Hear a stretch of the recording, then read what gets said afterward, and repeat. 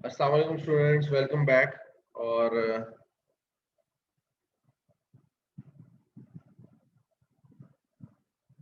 Let's wait for the other students to join in.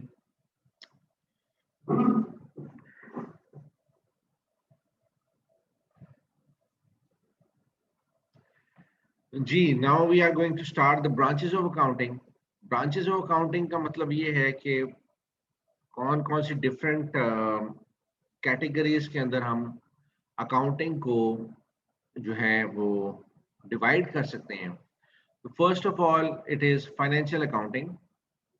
Financial accounting क्या है और उसका पर्पस क्या है वो हम अब पहले रीड करेंगे। सेकंड है कॉस्ट अकाउंटिंग, फिर मैनेजरियल अकाउंटिंग आती है। और इसी तरीके से अगर हम देखें तो ऑब्जेक्टिव्स भी आ जाएंगे इसके। लेकिन तीन मेजर जो ब्रांचेस ऑफ अकाउंटिंग है वो यही हैं। इसको अब डिटेल में देखते हैं। एक चैप्टर नंबर 1 में आपको एक ओवरव्यू दिया जा रहा है कि हमने आगे करना असल में क्या है। तो फाइनेंशियल अकाउंटिंग, कॉस्ट अकाउंटिंग और मैनेजरियल अकाउंटिंग में से हम बेसिकली अभी सिंपली अकाउंटिंग कर रहे हैं। और फाइनेंशियल अकाउंटिंग का थोड़ा सा पोर्शन हम करेंगे इस अकाउंटिंग के कोर्स के अंदर।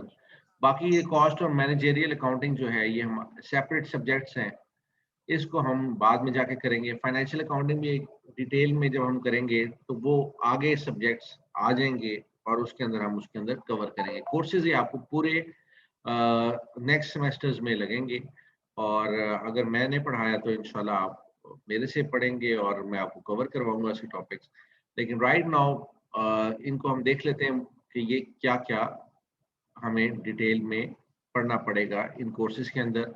और असल में ये जो ब्रांचेज ऑफ अकाउंटिंग है इसमें इनको सेपरेट क्यों किया गया है? ऑब्वियसली सेपरेट इसलिए किया गया है कि इनकी नेचर थोड़ी सी डिफरेंट है।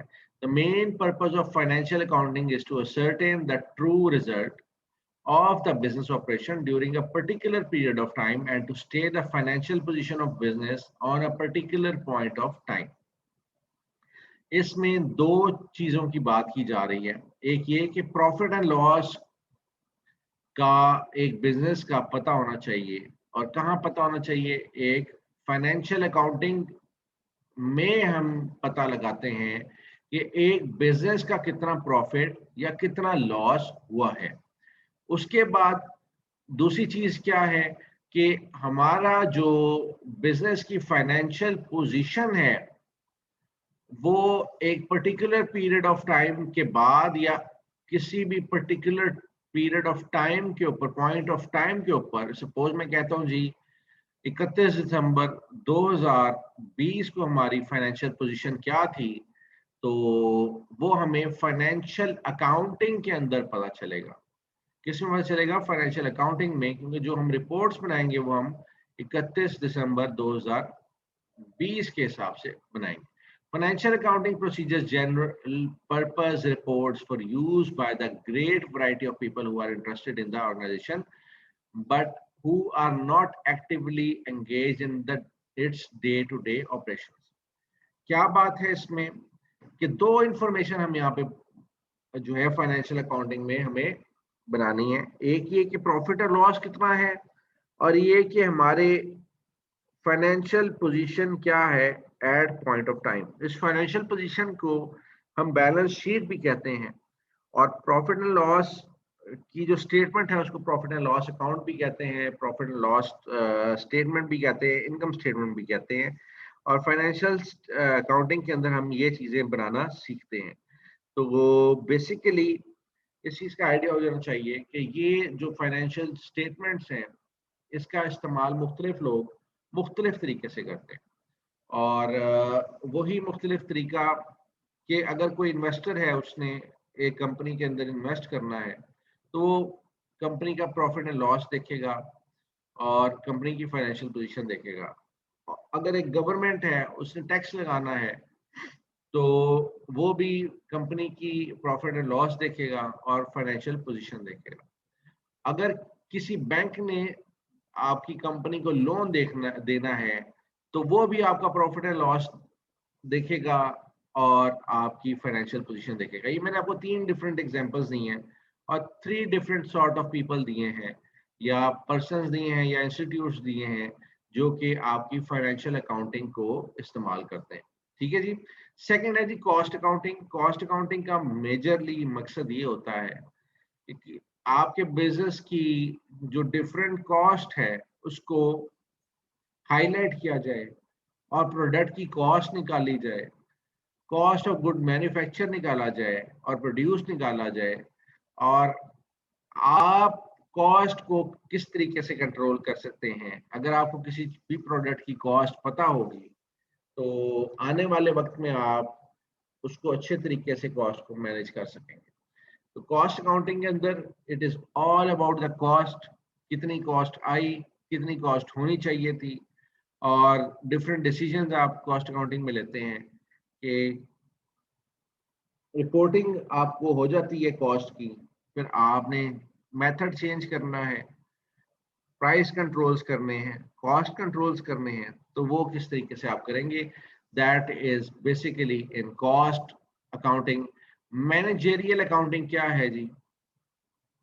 कॉस्ट और मैनेजमेंट अकाउंटिंग बेसिकली दोनों साथ साथ ही चलते हैं। मैनेजमेंट अकाउंटिंग जो है वो असल में कॉस्ट अकाउंटिंग की फिगर्स की बेस के ऊपर आती है। डिफरेंट रिपोर्ट्स बनती हैं कॉस्ट अकाउंटिंग के अंदर और उस कॉस्ट अकाउंटिंग की रिपोर्ट्स के ऊपर जो है मैनेजमेंट डिसीजन लेती है। The object of this accounting is to communicate the relevant information periodically to the management of the business to enable it to take suitable decisions.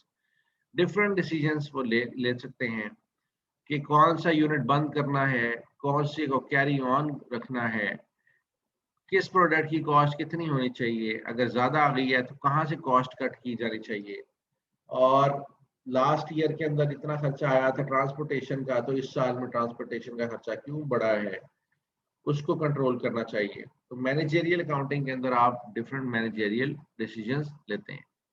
तो ये थी जी ब्रांचेस ऑफ अकाउंटिंग और लें जी अब हम आ जाते हैं important accounting terms and concepts के ऊपर। तो लेकिन इससे पहले कि मैं अकाउंटिंग कॉन्सेप्ट्स और टर्म्स आपको एक्सप्लेन करूं, मैं ये चाहूँगा कि आप ज़रा इसको गौर से देखें और इसके मुतल्लिक एक राय कायम करें, फॉर्म्स ऑफ बिजनेस को भी देखें और मैं I will get back to you after 5 minutes. इसको रीड करें और रीड करने के बाद हम लोग जो है इसको डिस्कस करेंगे।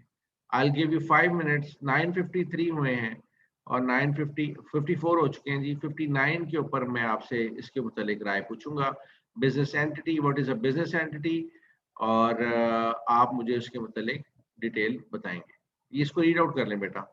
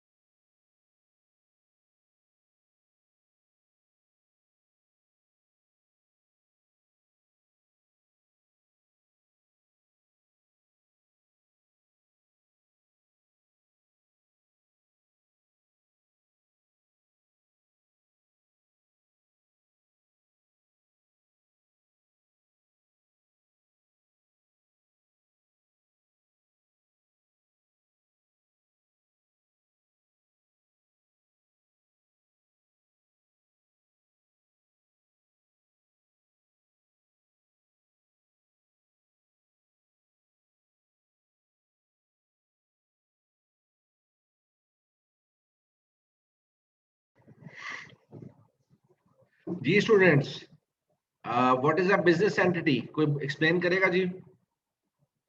जी बेटा।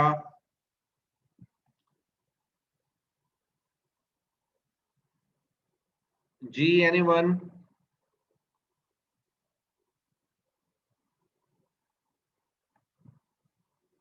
जी what is a business entity? Explain please. Mohammad Ehsan Ejaz, Murtaza Aamir.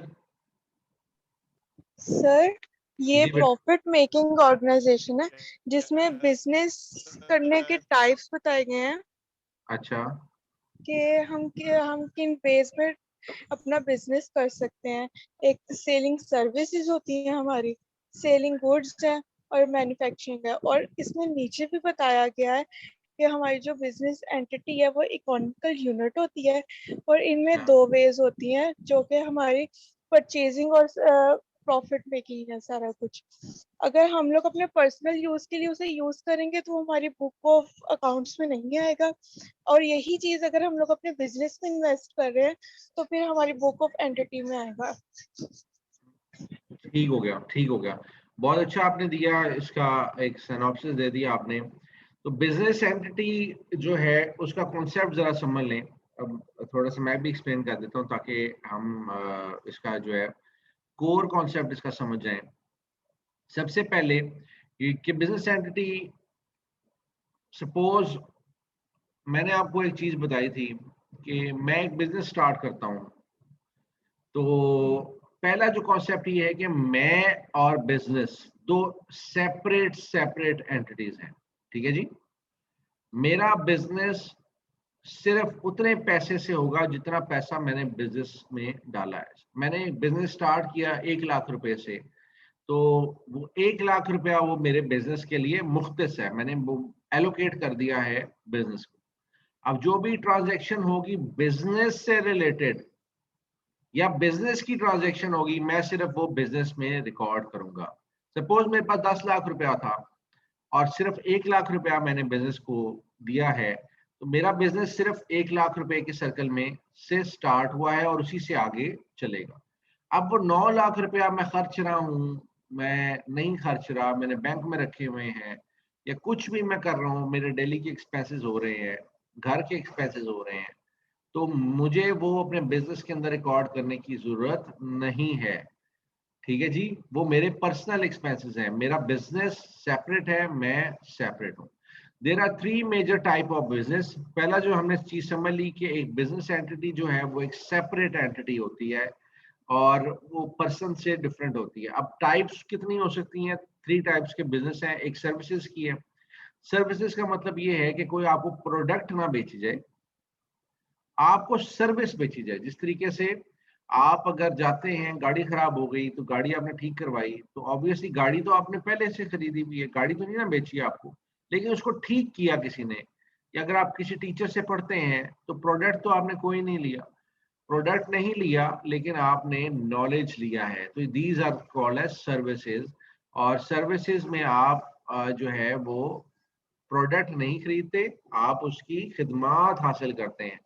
Second ये है कि आपने कोई प्रोडक्ट सेलिंग की है, दैट इज सर्विसेज सेपरेट हो गया, अब सेलिंग सेपरेट हो गया। और जो भी पैसा आप कोई प्रोडक्ट सेल करके हासिल करते हैं, that is your sales revenue. उसको आपने, सपोज आपने रेस्टोरेंट खोला है और उस रेस्टोरेंट में आपने कुछ डेली की सेल की है, तो ऑब्वियसली जिसको आपने सेल किया है उसको आपने फूड ही सेल किया होगा, क्योंकि आप इन द बिजनेस ऑफ रेस्टोरेंट है। तो रेस्टोरेंट के अंदर जो है वो क्या होता है कि आप अपना फूड सेल करते हैं, प्रोडक्ट सेल करते हैं। इसके अलावा मैन्युफैक्चरिंग कंसर्न्स हैं। मैन्युफैक्चरिंग कंसर्न्स क्या होती हैं? ऑब्वियसली ये बाद में सेलिंग कंसर्न्स भी बन जाती हैं। वो प्रोडक्ट्स को बनाती हैं और बना के आगे सेल करती हैं। ठीक है जी। प्रोडक्ट को बना के सेल करती हैं। ठीक है, लेकिन नेचर उनका मैन्युफैक्चरिंग गुड्स का होता है, तो जितनी भी इंडस्ट्रीज आ जाती हैं आपकी वो मैन्युफैक्चरिंग के अंदर आती हैं। अब ये चीज हमें पता चल गया कि इकोनॉमिक यूनिट है। इकोनॉमिक यूनिट इसलिए कहा गया है कि इसमें मॉनेटरी ट्रांजैक्शंस जो हैं वो इनकर होती हैं। और मैंने एक कॉन्सेप्ट आपको दिया था सेपरेट एंटिटी का। सपोज अगर कोई मैं बिजनेस के लिए अपने फर्नीचर खरीदता हूँ तो वो बिजनेस के लिए मैं रिकॉर्ड करूंगा, लेकिन अगर कोई मैं अपने जाती घर के लिए कोई फर्नीचर खरीदता हूँ तो वो बिजनेस की ट्रांजैक्शंस में नहीं आएगा, वो मेरी पर्सनल ट्रांजैक्शन में आएगा।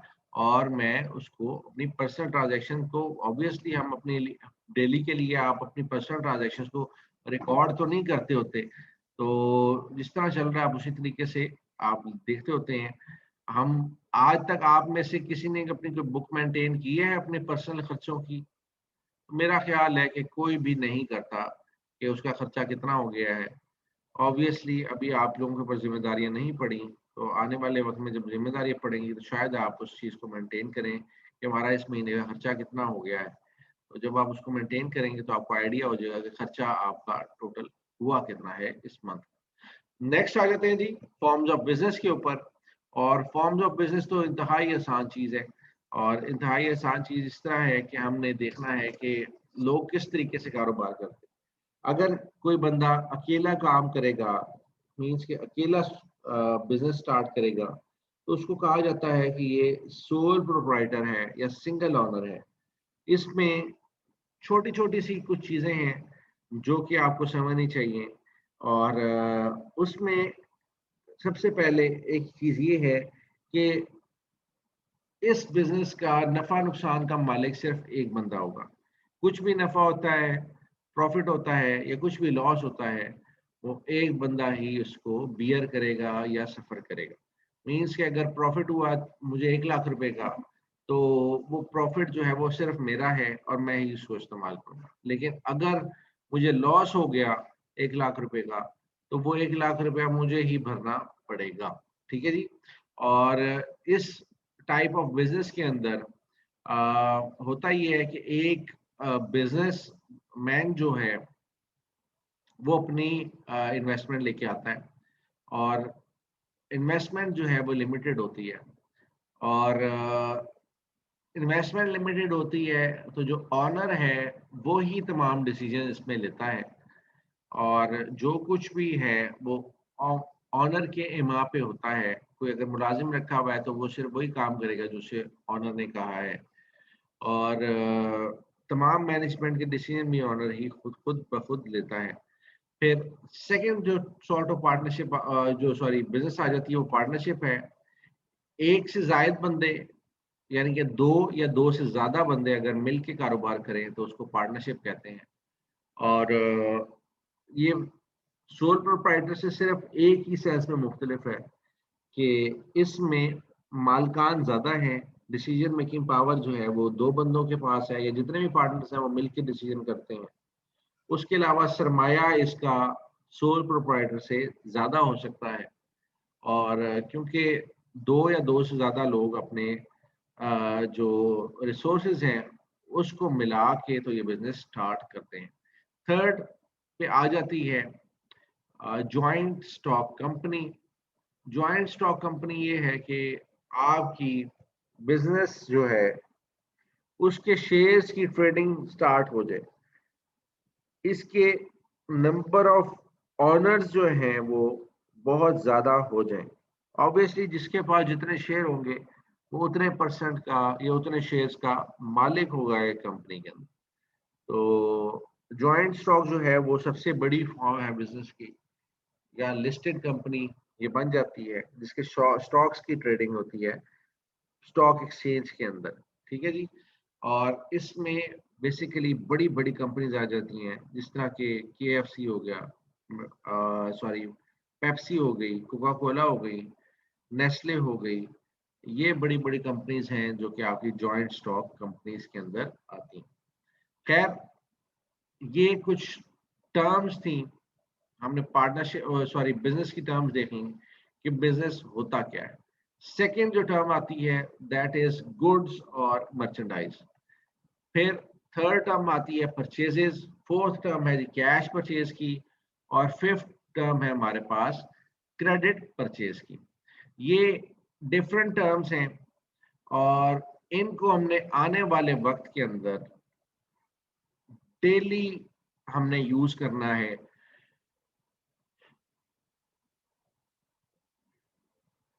जब भी हम अकाउंटिंग करेंगे तो ये टर्म्स हमारी इस्तेमाल होंगी। तो इन टर्म्स को इस्तेमाल करने से पहले हमें पता होना चाहिए कि ये टर्म्स हैं क्या, इनका मतलब क्या है, और बिजनेस में जब हम इसको यूज करेंगे तो हमने इसके मुतालिक क्या एंट्रीज करनी है, इसकी ट्रांजैक्शंस रिकॉर्ड कैसे करनी है, इसकी नेचर क्या है, उसको समझने के लिए पहले हमें पता होना चाहिए गुड्स और मर्चेंडाइज क्या चीज है। सबसे पहले गुड्स या मर्चेंडाइज क्या हो सकता है भाई? गुड्स या मर्चेंडाइज क्या होता है? In accounting, the word goods has a special meaning. It refers to something which has been purchased by a trader for resale purposes. अब जो हमने टाइप्स ऑफ बिजनेस पढ़ी उससे पहले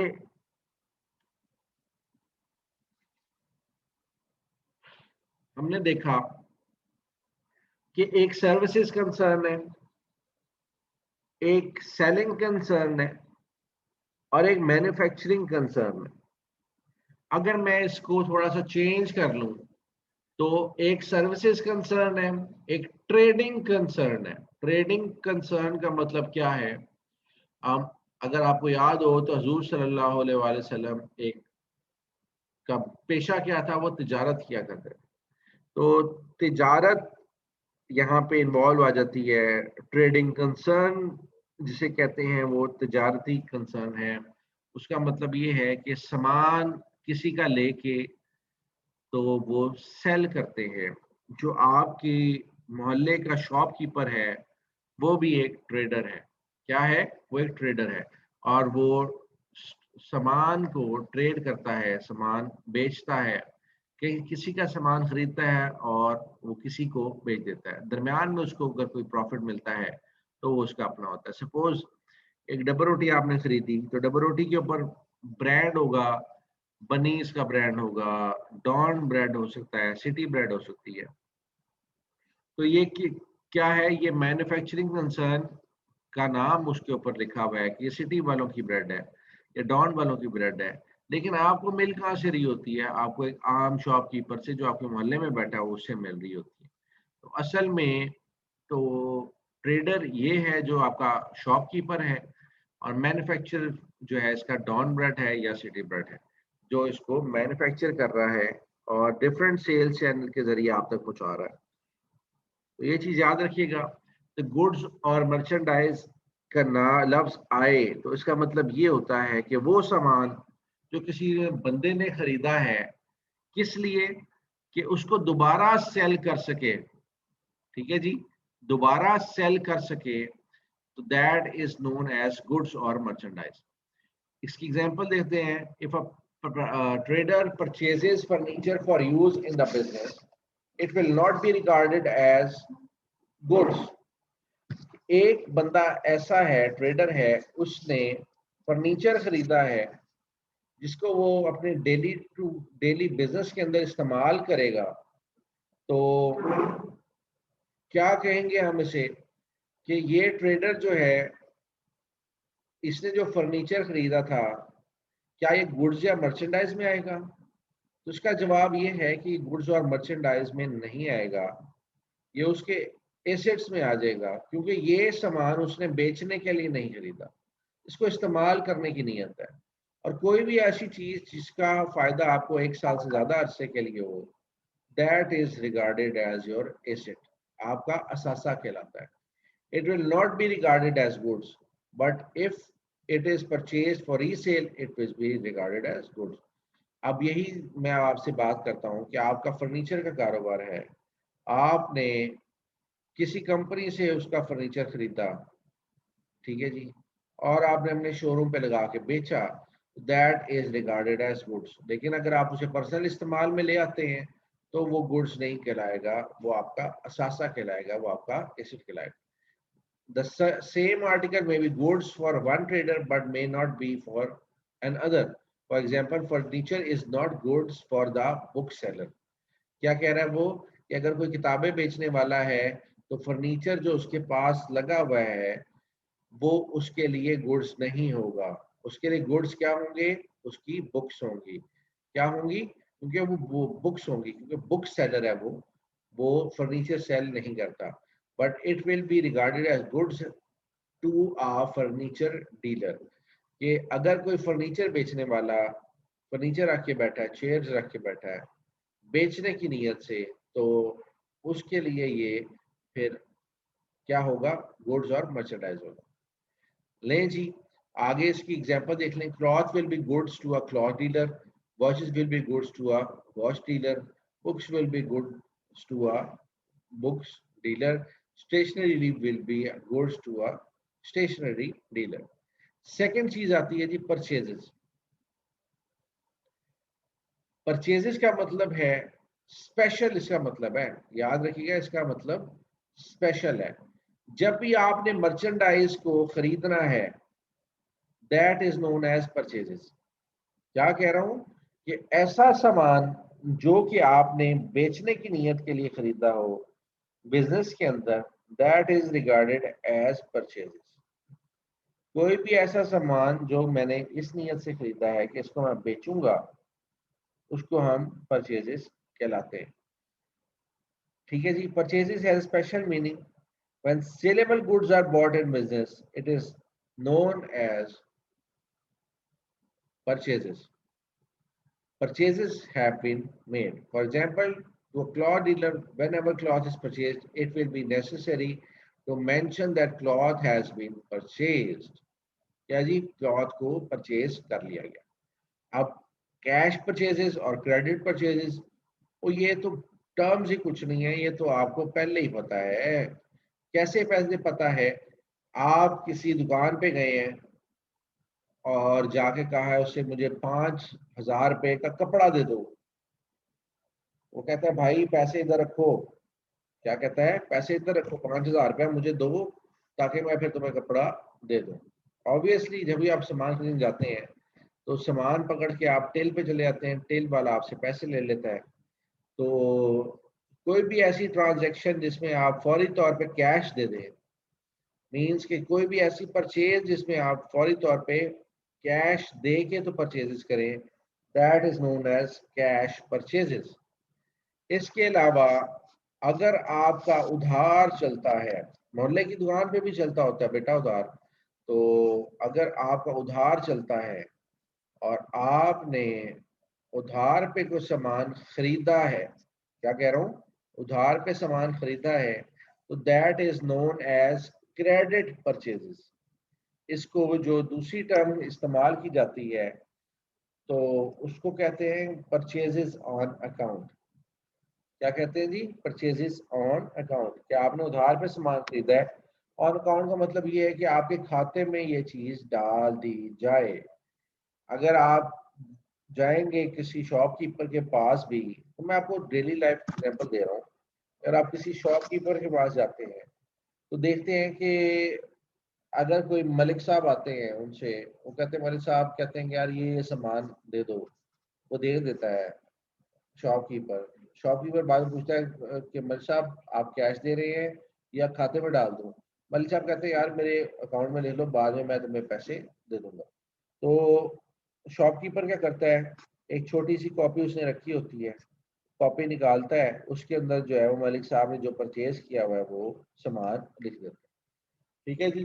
कि मलिक साहब आज 10,000 रुपए का सामान ले गए, तो महीने के महीने मलिक साहब जो है उसका अकाउंट क्लियर करते जाते हैं। जैसे पैसे आते हैं वो मलिक साहब उसको जाके उसके पैसे दे देते हैं। तो ये होती है आपकी क्रेडिट परचेज और या परचेज ऑन अकाउंट। ठीक है जी। इसकी एग्जांपल देख लेते हैं। Mister A purchase goods from mister B for ₹5,000 on 1st January 1991 and Mr. A agreed to make payment of goods on 15th January 1991। क्या मतलब है?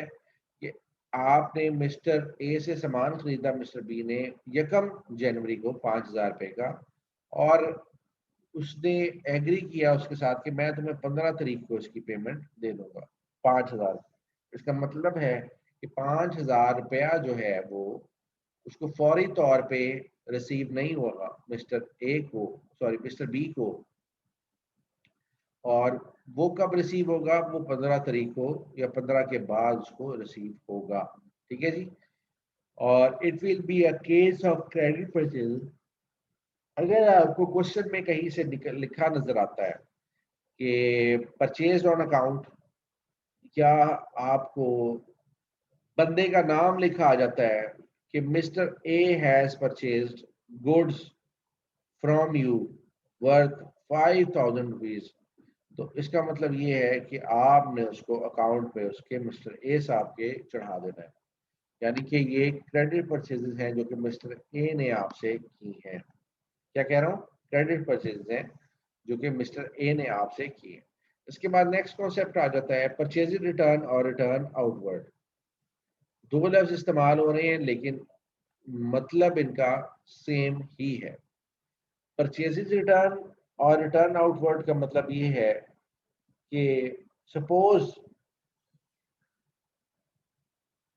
कोई बंद आप जो है वो किसी सेलर से सामान ले आए हैं, आपने परचेज कर लिया, परचेज करके लाए आप 10,000 रुपए का सामान। तो जब आप घर आके आपने सामान खोला, ठीक है जी, या आपने ऑफिस आके अपने सामान खोला, क्योंकि आप बिजनेस कंसर्न की बात कर रहे हैं, तो हम बिजनेस कंसर्न के कंसेप्ट से ही चलेंगे। एक बिजनेस ने अगर 10,000 की परचेजेस की और रॉ मटेरियल ले लिया या परचेजेस का जो भी सामान था वो आ गया, तो बाद में पता चला जब आके सामान हमने रिसीव किया उसमें से दो प्रोडक्ट्स आपकी खराब थी, दो प्रोडक्ट्स की कॉस्ट थी 1,000 रुपीज। अब आप क्या कहते हो, आप सेलर से रब्ता करते हो, यार ये मैं सामान लेके आया हूँ इसमें ये तो डैमेज निकल आया सामान। उस वो कहता है कि अच्छा आप इस तरह करें कि ये सामान मुझे वापस कर दें। रियल लाइफ की एग्जांपल देखते हैं कि आप किसी शॉप से कोई सूट खरीदते हैं और घर आके उसको ट्राई करते हैं, चेक करते हैं, तो आपके भाई कहता है कि भाई ये अच्छा नहीं लग रहा, इसको वापस करके आओ। आप क्या करते हैं, आप सूट उठाते हैं, उसके साथ आप रसीद उठाते हैं उस दुकान की और ले जाके उस दुकानदार को वापस देते हैं और अपने पैसे लेके तो वो आ जाते हैं। तो ये आपने क्या किया, असल में आपने परचेज किया हुआ सामान रिटर्न किया है, वापस किया है, उसकी जगह पे पैसे ले लिए हैं। तो इसको कहते हैं हम परचेज रिटर्न या रिटर्न आउटवर्ड। रिटर्न आउटवर्ड का मतलब ये है कि आपके पास से सामान जा रहा है, आउट हो रहा है, तो रिटर्न आउटवर्ड हो जाएगा। Purchases discount and sales discount. Purchases discount और सेल डिस्काउंट तो इससे भी आसान है। आप सामान खरीदने जाते हैं, तो जब खरीदने लगते हैं तो 10,000 का सामान आप खरीदते हैं, तो 10,000 का सामान खरीदते हैं तो दुकानदार आपको कहता है कि सर 10,000 का सामान खरीदने पे मैं आपको 5% डिस्काउंट देता हूँ। तो उसका मतलब क्या है, 10,000 के ऊपर 5% डिस्काउंट आपको मिला। अब आपने 10,000 रुपये नहीं देने, आपको 500 रुपये का डिस्काउंट मिला है, तो अब आपने जो पेमेंट करनी है वो 9,500 आप करेंगे। तो दैट डिस्काउंटेड अमाउंट जो कि आपने पे करनी है वो है 9,500, और डिस्काउंट की मद में आपको 500 रुपये की बचत होगी। तो परचेजेस डिस्काउंट जो है वो आपकी बचत है। ठीक है जी, आपने कम पैसे जो है इसकी मद में अदा किए होते हैं परचेजेस की मद में। तो ये था जी purchases discount and sales. Sales discount में थोड़ा सा इसके ऑपोजिट हो जाता है। सेल डिस्काउंट ऐसा है कि अगर आपने कुछ सामान सेल किया है, ठीक है, और सेल करते हुए आपने डिस्काउंट दिया है, तो that discount is known as sales discount. ठीक है जी, मैंने कोई सामान सेल किया, सपोज 10,000 रुपये का सामान सेल किया, तो 500 रुपये की उसके ऊपर डिस्काउंट दे दिया, उसे 9500 रुपया ले लिया, तो ये मेरा जो सेल्स डिस्काउंट है वो मुझे एज एन एक्सपेंस ट्रीट करना पड़ेगा। क्या करना पड़ेगा, एक्सपेंस ट्रीट करना पड़ेगा। अब आप ये देखें कि ये मैंने आपको एक सेम एग्जांपल दिए दो बंदों के लिए, एक जो सेलर है और एक जो बायर है। सेलर के लिए डिस्काउंट जो है वो एक्सपेंस होता है, और बायर के लिए जो डिस्काउंट है वो उसका रेवेन्यू होगा, फायदा होगा, उसका बचत होगी उसकी। ठीक है जी। तो यहाँ तक था जी आपका परचेज डिस्काउंट और सेल्स डिस्काउंट। और अभी तक के लिए अगर आपको कोई सवाल है तो मुझसे पूछ लें। जी बेटा, कोई क्वेश्चन है तो पूछें। अलाउंसेस को हम फिर नेक्स्ट सेशन में स्टार्ट करते हैं। जी बेटा, क्वेश्चन है तो पूछें प्लीज।